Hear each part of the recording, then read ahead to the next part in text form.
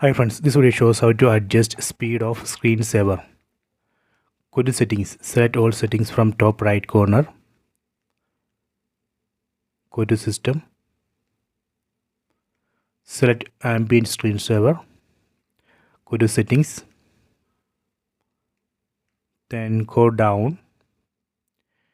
Here you can see slideshow speed. Select it. By default this would be 1 minute. So you can change, you can decrease it up to 5 seconds.